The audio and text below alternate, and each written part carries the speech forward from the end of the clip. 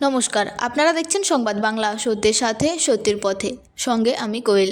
পুরাতন মালদা থানার অন্তর্গত আদমপুর এলাকা থেকে এক বাংলাদেশি নাগরিককে গ্রেপ্তার করল সীমান্তরক্ষী বাহিনী বিএসএফ। সন্দেহজনক গতিবিধির ভিত্তিতেই ওই যুবককে আটক করা হয়। ঘটনাটি ঘটে বৃহস্পতিবার রাত আনুমানিক 10টা নাগাদ।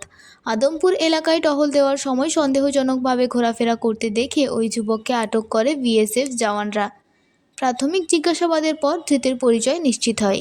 ধৃত যুবকের নাম কাউসার আলী, বয়স 24 বছর।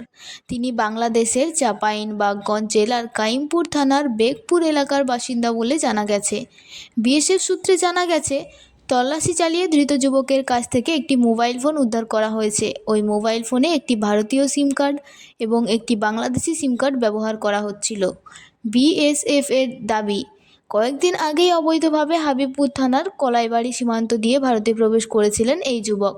কী উদ্দেশ্যে তিনি ভারতে এসেছিলেন এবং এই অনুপ্রবেশে কারা তাকে সাহায্য করেছে তা জানার জন্য বিএসএফ ও সংশ্লিষ্ট তদন্তকারী সংস্থা জিজ্ঞাসাবাদ শুরু করেছে।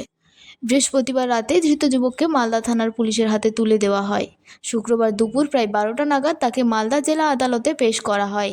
যদিও প্রাথমিক জিজ্ঞাসাবাদে ধৃত যুবকের দাবি, আত্মীয় স্বজনের বাড়িতে যাওয়ার উদ্দেশ্যেই তিনি ভারতে এসেছিলেন। তবে এই বক্তব্যের সত্যতা যাচাই করতে ঘটনার পূর্ণাঙ্গ তদন্ত শুরু করেছে পুলিশ। ঘটনার পর সীমান্ত এলাকায় নজরদারি আরও বাড়ানো হচ্ছে বলে বিএসএফ সূত্রে জানা গেছে।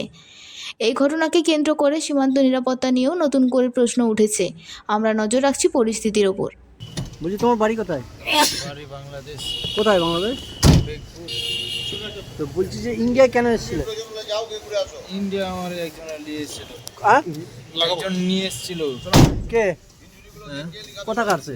আমাদের ওখানকার। ও কোথায়? কতদিন আগে এসেছে? আসছিলাম 6-7 দিন আগে। বলি, ওখান থেকে কয়জন এসেছিলা? দুইজন। চুরি করে এসেছিলা? দুইজন পালিয়ে, একজন পালিয়ে গেছে। বর্ডার ক্রস করে?